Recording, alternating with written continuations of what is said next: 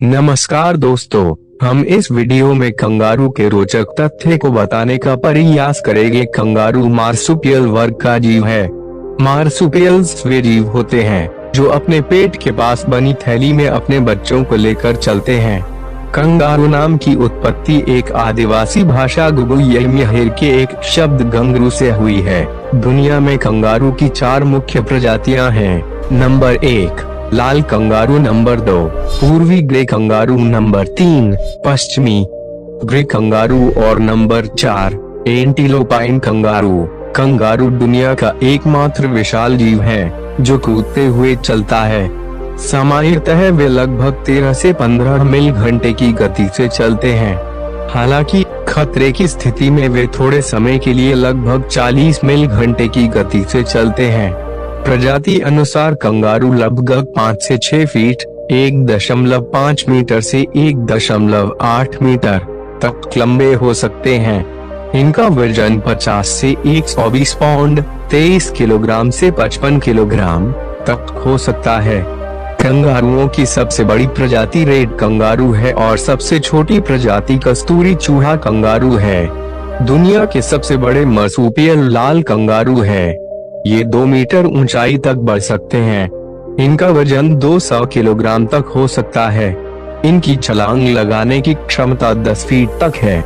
इसके साथ ही ये 60 किलोमीटर सेकंड या 40 किलोमीटर सेकंड गति से 25 फीट दूर तक छलांग लगाने में सक्षम होते हैं। दूसरे सबसे बड़े मार्सुपियल पूर्वी ग्रे कंगारू हैं। ये 1.8 मीटर की ऊंचाई तक बढ़ सकते हैं। इनका वजन 130 पाउंड या 60 किलो तक हो सकता है। ये अधिकतम 50 किलोमीटर घंटे की गति से 29 फीट दूर तक छलांग लगा सकते हैं। दुनिया के तीसरा सबसे बड़े मार्सुपियल वेस्टर्न ग्रे कंगारू है। ये अपने पूर्वी समकक्ष से थोड़े छोटे होते हैं और इनका वजन 110 पाउंड या 50 किलो तक हो सकता है। नर कंगारू मादा कंगारू से ऊंचे और भारी होते हैं। जंगल में कंगारू का जीवन काल लगभग 6 साल होता है। चिड़ियाघर में रहते हुए पूरी देखरेख में ये 20 साल तक जीवित रह सकते हैं। नर कंगारुओं को बक, जैक और बूमर कहा जाता है और मादा कंगारुओं को झील, फ्लायर और डो कहा जाता है। कंगारुओं के बच्चे को जॉय के नाम से जाना जाता है। कंगारुओं के आगे के पैर छोटे लेकिन पिछले पैर बड़े और मजबूत होते हैं। पूंछ और पिछले पैरों की मदद से वे कूद कर आगे बढ़ते हैं। कंगारू 2 पैरों पर जल्दी कूद सकते हैं या चारों पैरों से धीरे धीरे चल सकते हैं। ये पीछे की ओर नहीं चल सकते। कंगारू अपनी लंबी और भारी पूंछ को 5वें अंग के तौर पर इस्तेमाल करता है। उसकी लंबी और मजबूत पूंछ आमतौर पर छलांग लगाते समय संतुलन बनाए रखने में सहायक होती है। कंगारू काफी ऊंचाई तक कूद सकते हैं। ये ऊंचाई उनकी खुद की ऊंचाई की 3 गुना तक हो सकती है। एक छलांग में कंगारू लगभग 16 फीट की दूरी तय कर सकता है। कंगारू के पंजे में अंगूठे नहीं होते। इनकी 4 उंगलियां होती हैं, जिसमें से दूसरी और तीसरी उंगली झिल्ली से जुड़ी रहती है। चौथी और 5वीं उंगली बड़ी होती है। चौथी उंगली में नाखून होता है। झिल्लीदार पंजे होने के कारण कंगारू तैरने में सक्षम होते हैं।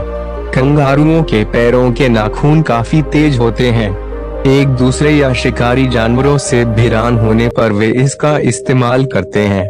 कंगारुओं के बारे में एक अजीब बात यह है कि वे जमीन पर चलते समय अपने पिछले पैरों को अलग अलग नहीं हिला सकते, लेकिन पानी में वे पिछले पैरों को अलग अलग हिला सकते हैं, जो उन्हें तैरने में मदद करता है।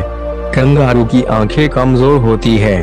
कंगारू अपने शरीर को पूरा घुमाए बिना ही आवाज की दिशा में अपने कान मोड़ सकते हैं। वे अपने दिन का अधिकांश समय पेड़ की छाया में आराम करते हुए बिताते हैं। कंगारुओं के सोने की स्थिति इंसानों की तरह ही होती है। कंगारू शाकाहारी जानवर हैं। प्रजाति अनुसार उनके आहार में भिन्नता देखने को मिलता है।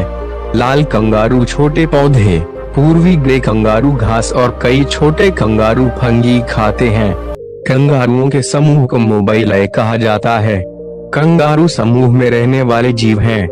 वे अकेले रहना पसंद नहीं करते। नर और मादा मिलकर लगभग 10 के समूहों में रहते हैं। समूह का सबसे मजबूत और सबसे बड़ी उम्र का कंगारू समूह का मुखिया होता है। समूह के मुखिया को ही मादा के साथ संभोग का अधिकार होता है। कंगारुओं को पानी पीने की आवश्यकता होती है, लेकिन वे पानी पिए बिना भी कई दिनों तक जीवित रह सकते हैं। कंगारुओं को अक्सर एक दूसरे से लड़कर ताकत का प्रदर्शन करते हुए देखा जाता है। मादा कंगारू ताकतवर नर कंगारू के साथ संभोग कर बच्चे पैदा करती है। कंगारू अपने सामने के पैरों से एक दूसरे को पकड़ते हैं और पिछले पैरों से किक मारते हैं। मादा कंगारुओं की 3 योनि और 2 गर्भाशय होते हैं। मादा कंगारुओं की गर्भधारण अवधि 31 से 36 दिनों की होती है।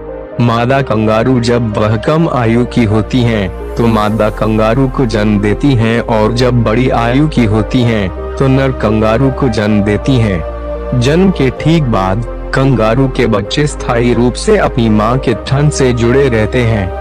जैसे जैसे वे बड़े होते जाते हैं, वे थन से अलग हो जाते हैं। कई महीने तक उसके शरीर पर बाल नहीं आते। जब तक उसके शरीर पर बाल आते हैं, वे इतने बड़े हो चुके होते हैं कि अपनी मां की थैली से बाहर आ सके। 4 माह के होने के बाद वे थैली में से थोड़ी थोड़ी देर के लिए बाहर आने लगते हैं।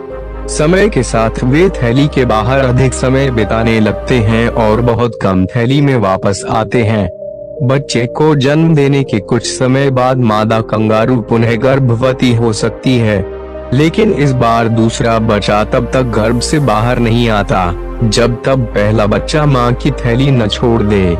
नर कंगारू लगभग 2 वर्ष की आयु में अपनी मां की थैली छोड़ देते हैं, जबकि मादा कंगारू दुगने समय तक थैली में रहती है।